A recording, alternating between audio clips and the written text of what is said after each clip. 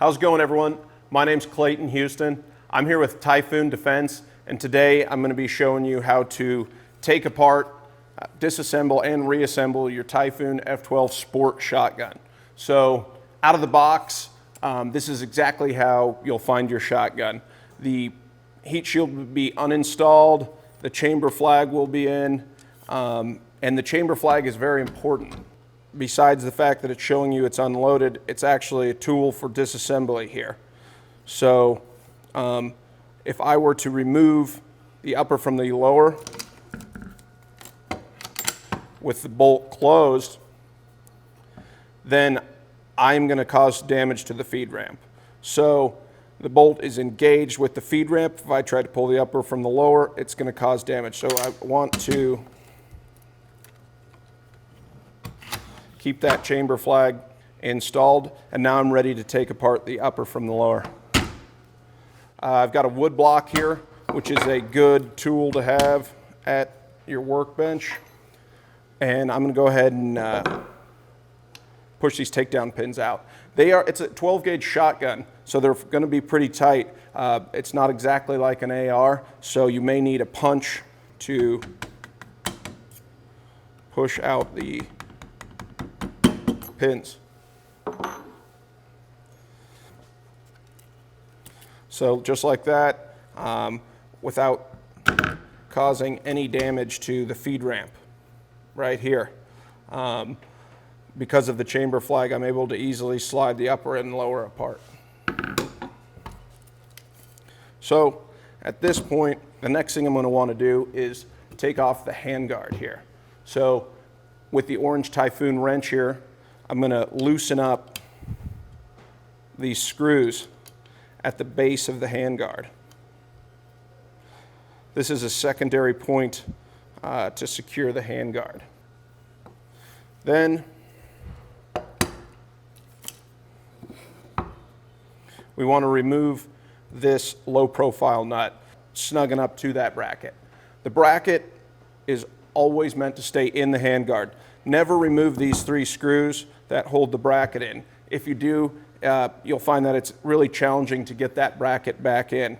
That bracket can stay installed on the handguard. I can take the handguard on and off with it installed. I never need to remove it. So next you're going to want to take this wrench. This is a tube wrench that's provided. It's got teeth on one end and holes on the other. With the teeth side pointing down, you want to go over the barrel under the handguard and engage with the nut. You then want to take this wrench, which has 2 sides. One is for the barrel nut, one is for this tool. And clip the wrench on here, hook it in, and get that nut started. And you can hear the detent disengaging. I can go ahead and unscrew it.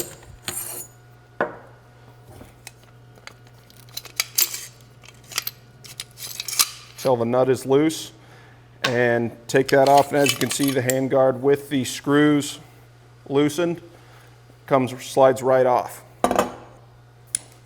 Next, I've got my gas block here, and that simply just slides off.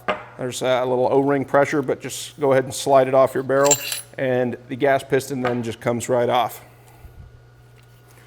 At this point, you're going to want to remove the charging handle. So you can go ahead and remove the chamber flag, and in the bolt you'll notice that there's a little hump above the charging handle. To remove the charging handle, I need to line that charging handle up with the bolt. So if I grab the gun right here and just kind of find that sweet spot and pull out the charging handle.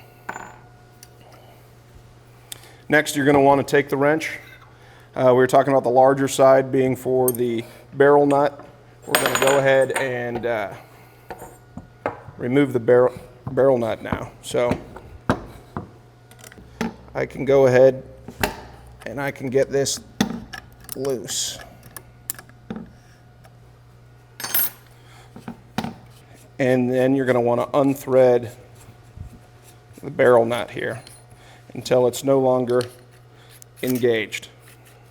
So then you can slide your barrel and your bolt out from the shotgun. Next, you're going to want to disengage your bolt from the barrel. I can do that by pressing down on the spring and on the carrier here. Go ahead and take the carrier, slide it off, slide the spring off, and slide the barrel nut off. So now my barrel's good to go for cleaning. At this point, what you're going to want to do is take your upper, go ahead and clean it out, clean your barrel out, but also don't miss these gas ports. That's important in the function of the gun. So make sure those are cleaned, and you can clean all the components here. You're going to want to re-oil everything before assembly. In a separate video, we'll go into further detail on the remover of the trigger and the safety mechanism and the hammer. But for the sake of this, at this point it's taken apart far enough that I can spray some cleaner in here and clean out my shotgun, depending on how dirty it is. We're now ready for reassembly. We've got everything cleaned, we're oiled back up, and we're gonna go ahead and put it all back together. So, first things first, you're gonna take your barrel and you're gonna take your barrel nut. Barrel nut slides right on over. We then want to slide our spring on. So I'm going to slide it on backwards here just to show you that this is the incorrect way to do it. The spring is not seating all the way against the barrel nut. That side is too small. You want the spring to go this way so that the spring seats up against the barrel nut. So at this point here, we can go ahead and slide our carrier on.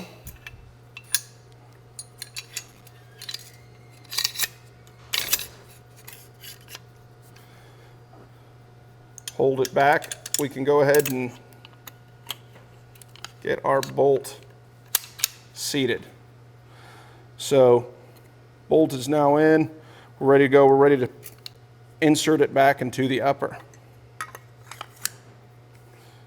Slides right in. Hand tighten the barrel nut until you can't anymore.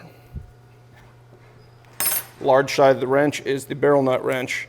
Gonna go ahead and insert it into the groove here. And you're gonna really want to crank down and tighten that really snug. At this point, we can go ahead and reinsert our charging handle. Again, we've got to line up the bolt window with the hump on the top of the charging handle. So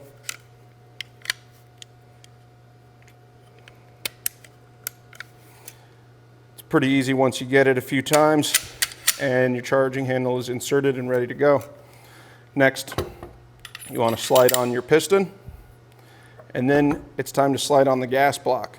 You've got two arrows and two indications on your gas block. One is for light loads with the arrow pointing down, and the other is for heavy loads here. You want to set the arrow pointing towards the receiver, towards yourself, and that's what the gas block is going to be set on. So we'll go ahead and set it on light loads.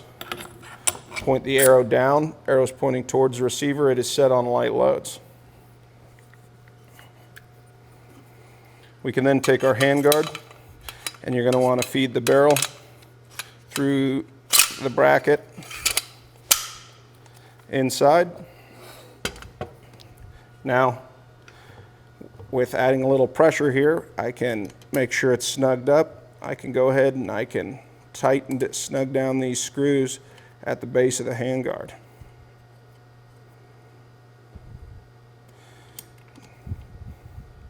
Snug them up there. Now at this point, you have two options.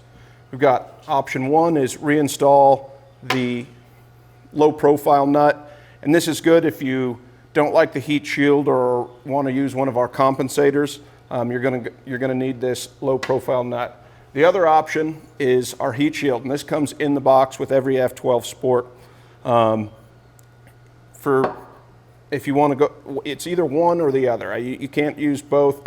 They have the same purpose. So we'll go ahead and reinstall this one first just to show you how to do it. Slide that back over the barrel. Take my wrench, teeth down.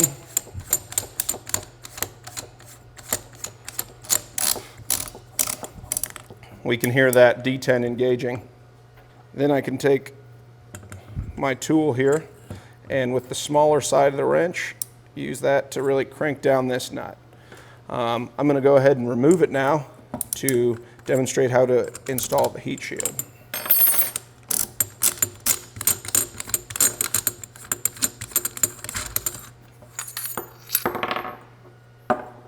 So if you're going to use the heat shield, this nut needs to go. You'll set it to the side and save it if you need to. With this heat shield installed, our intended look is to not have the extended choke installed. You can if you want to, but that is not our intended look. You then want to slide the heat shield with the threaded side down. You can see that there's threads on one side and it's smooth on the other. So with the threads going on, you want to slide it over the barrel under the handguard.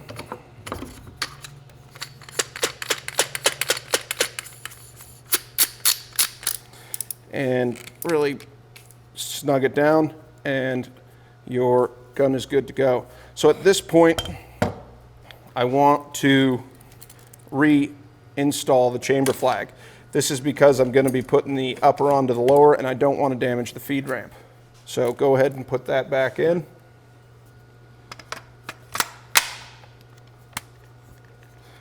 Push the detent pins back in and we are ready to go. Now we're going to take a look at a few more levels of customization available for each F12 that comes standard in every box. The first is, you'll notice that every F12 comes standard with an ambidextrous safety. And on the left side, we've got the longer safety switch. And on the right side, to avoid digging into your finger, we have the shorter safety. Now, if you wanted to switch this up, you're a lefty, or this safety switch was just digging into your finger, causing irritation, then this little piece is what you're going to want to use.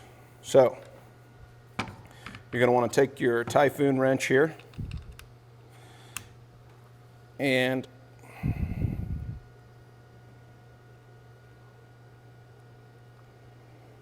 simply unscrew this switch, set it to the side with the safety lining up the same way. Go ahead and put the screw in and tighten it down. There, you're done, and you're not going to have that safety digging into you if that was causing an issue. The next thing we've got here is on the handguard. So we have the low profile nut on, and to avoid, if I've got the compensator on, I know I'm going to be out, I'm competing, I'm running the gun hard, and I do not want that nut to loosen up for any reason. We have this Allen wrench and these two set screws that are in the box. There's a threaded hole on the top of the handguard, and they fit these set screws. We have two set screws. This is to really avoid this nut loosening up. So go ahead and thread one in.